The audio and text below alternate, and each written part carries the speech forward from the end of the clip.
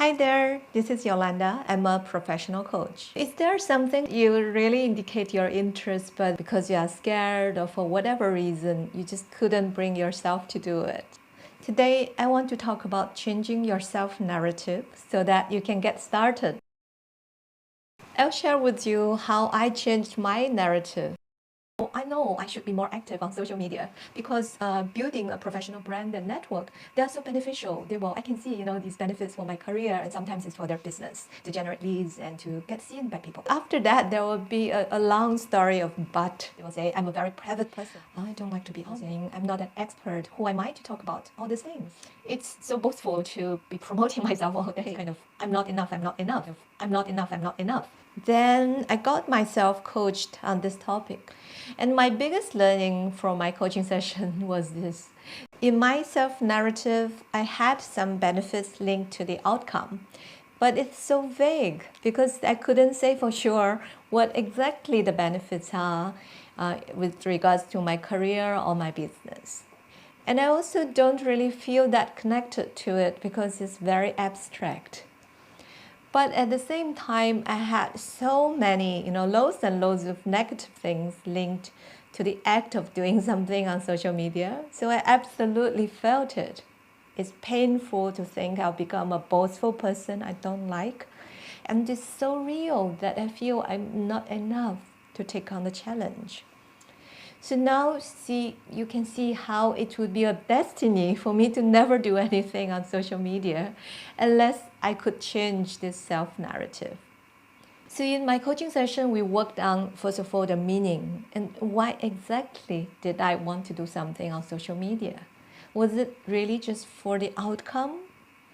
So then I opened up and talked about my belief. I believe in using output to drive input.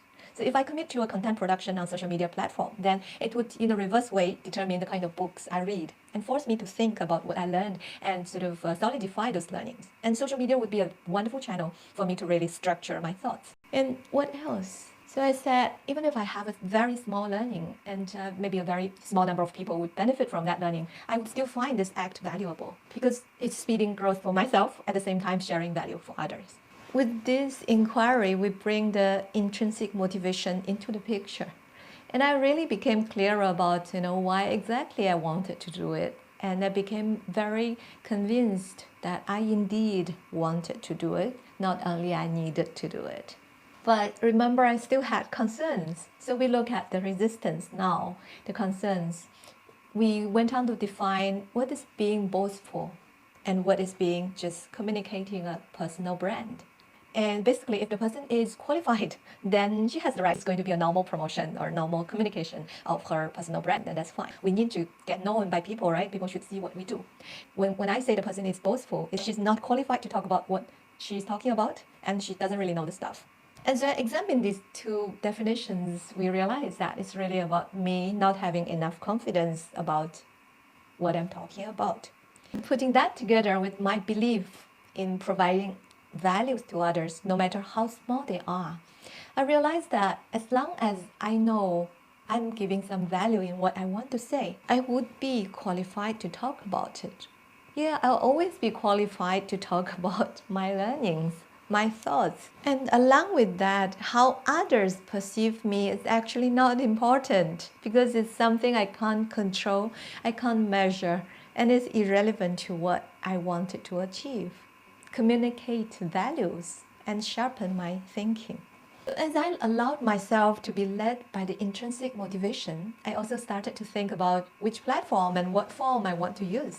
Before that, it had never crossed my mind to make any videos because I've never made videos and I never liked to take home videos before. But I have come to believe videos are a very effective personal way of communicating values because it engages more senses than just visual. And it also allows me to show up as who I truly am. In this process, I also rewrite my narrative. Before that, it was, I need to do it because it will be good.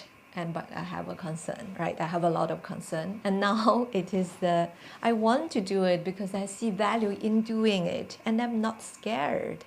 It still took me 3 days to start taking any action because if you remember, I still had another concern.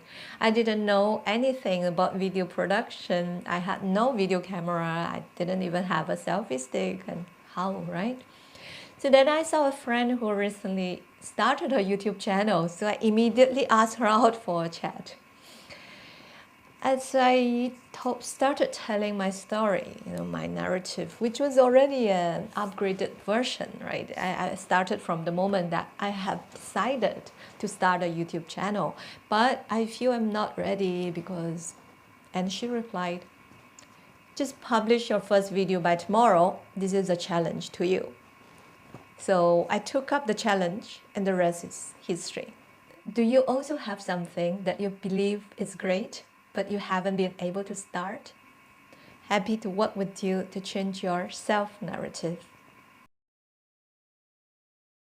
If you think I'm talking sense, please do give me a like, reply in comments, and subscribe to the channel if you haven't. All this will definitely help me to keep going. Thank you.